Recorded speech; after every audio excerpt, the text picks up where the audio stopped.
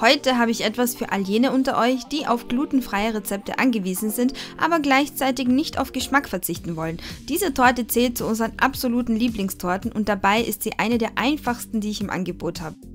Es geht los mit der roten Grütze, denn die muss auskühlen. Ihr könnt natürlich auch gekaufte verwenden, wenn ihr es besonders eilig habt, aber sie selber zu machen geht ganz easy. Dafür braucht ihr entweder frisches oder tiefgekühltes Obst, dann gebt ihr etwas Zucker und Wasser dazu und kocht das Ganze erstmal auf, bis das Obst, falls ihr Tiefkühlobst verwendet, aufgetaut ist. Wenn das der Fall ist, fügt ihr eine Mischung aus Speisestärke und Wasser hinzu. Jetzt könnt ihr die Hitze ein bisschen reduzieren und köchelt das Ganze so lange, bis daraus so eine Art Pudding geworden ist.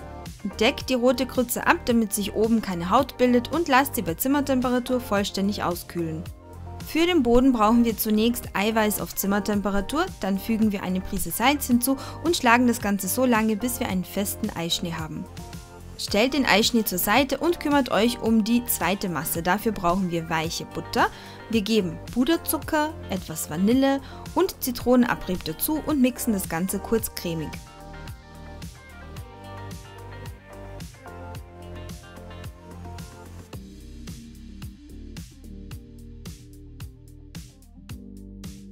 Danach kommen die Eigelbe dazu, eines nach dem anderen.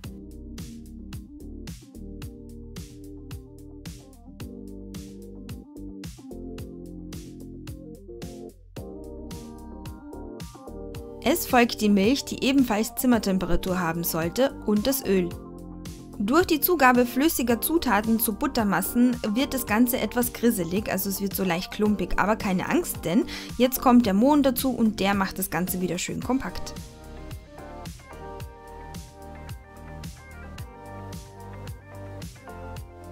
Zum Schluss wird noch der Eischnee untergehoben und der Teig steht bereit.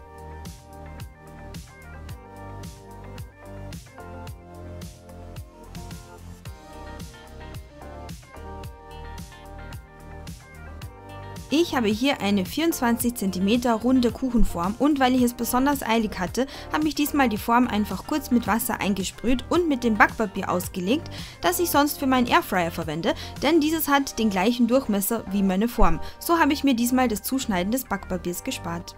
Jetzt nur noch den Teig einfüllen, glatt streichen und im vorgeheizten Ofen backen, und zwar bei 180 Grad Ober-Unterhitze für ungefähr 35 Minuten.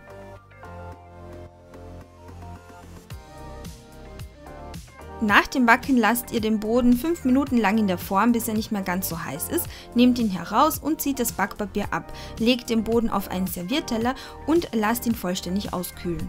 In der Regel ist der Boden ca. 2,5 bis 3 cm hoch, also ideal für eine schnelle, einfache Schichttorte. Ist der Boden vollständig ausgekühlt, könnt ihr die Creme zubereiten und dafür brauchen wir zunächst mal geschlagene Sahne. Da verwende ich eine Packung Sahnesteif. Falls ihr pflanzliche Sahne verwendet, dann könnt ihr euch das Sahnesteif sparen. In einer zweiten Schüssel werden Frischkäse, Vanille und Puderzucker cremig gerührt. Am Ende wird die geschlagene Sahne untergehoben und die Creme ist bereit und kann auf dem Boden angebracht werden.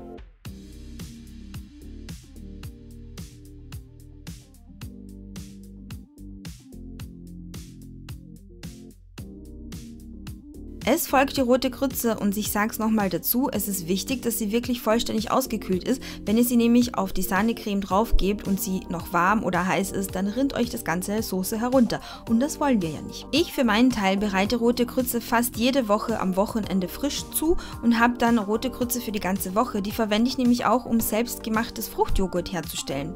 Da verwende ich dann eine etwas gesündere Zuckeralternative und so spare ich mir einen Schritt bei der Tortenherstellung und es geht noch ein bisschen schneller.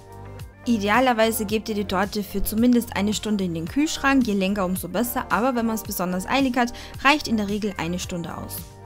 Ich liebe diese Torte, weil sie keine exotischen Zutaten benötigt, auch nicht viel Zeit und ihr könnt sie übrigens auch in einer diabetikerfreundlichen Variante zubereiten, je nachdem welche Zuckerart ihr verwendet. Im Kühlschrank ist sie 3 bis 4 Tage haltbar und der Boden eignet sich auch super als ganz einfacher Mohnkuchen. Also ihr macht einfach den Boden und gebt eine einfache Schokoglasur drüber und glaubt mir, das ist perfekt. Dieser Boden ist so saftig und lecker, den müsst ihr probieren. Wenn euch dieses Video gefallen hat, gebt mir einen Daumen hoch, abonniert meinen Kanal, teilt das Video gerne mit euren Freunden, hinterlasst mir auch gerne einen Kommentar und besucht mich auch auf Facebook, Pinterest, Instagram und TikTok. Und wir sehen uns wieder im nächsten Video.